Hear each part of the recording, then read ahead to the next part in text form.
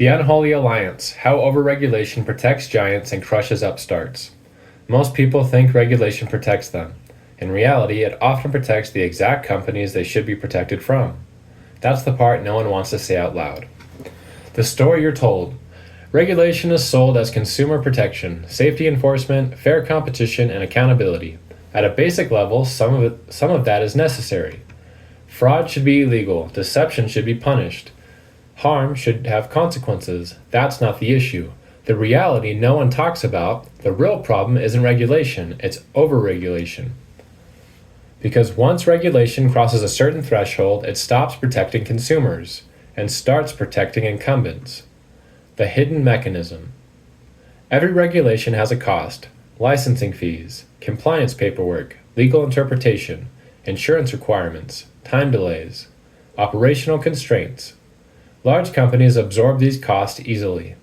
Small operators can't. That's the difference. What this actually creates: 1. Big companies get stronger. 2. Small companies get filtered out. 3. New entrants hesitate or fail. 4. Innovation slows down. Not because of lack of talent, not because of lack of effort, because the barrier to entry is artificially high. The unholy alliance. Here's where it gets uncomfortable. Big corporations don't just survive regulation, they benefit from it. In many cases, they quietly support it. Why? Because regulation reduces competition, raises entry barriers, locks in market share, and creates dependency. It turns the free market into a gated system. The trap for the individual. Someone wants to start a business, offer a service, compete on quality, build something better. Instead, they face permits before profit, fees before customers, compliance before traction. So what happens? They give up, or worse, they go back to working for the very companies the system protects. The innovation cost. This is the part that never shows up in data. The businesses that never start, the ideas that never get tested, the improvements that never happen. You don't see what's missing, but it's massive. The false trade-off. The assumed choice: 1. No regulation to chaos. 2. Heavy regulation to safety. The real goal: 1. Enough regulation to punish harm. 2. Not so much that it prevents progress. Where it goes wrong: regulation tends to grow over time, not shrink. Each new rule stacks on the last. Each edge case becomes a new policy. Each problem creates more control until eventually the system becomes too heavy for anyone new to enter. Who actually pays? Not the corporations. They pass the cost down. The real cost lands on 1. Consumers. Higher prices. 2. Workers.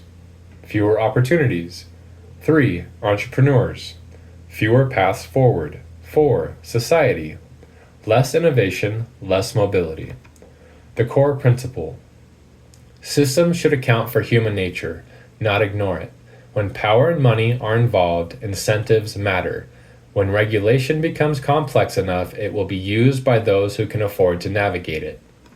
The better path. You don't need zero regulation. You need clean, enforceable, minimal regulation, clear rules, fast enforcement, real consequences for harm, not endless layers of bureaucracy, not systems that require specialists just to understand.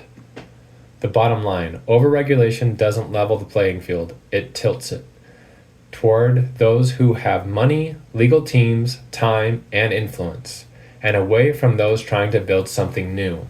If you want more innovation, more competition, and more opportunity, you don't start by asking, what else should we regulate?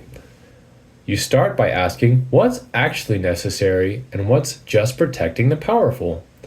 Because the difference between those two is the difference between a system that grows and one that slowly locks itself in place.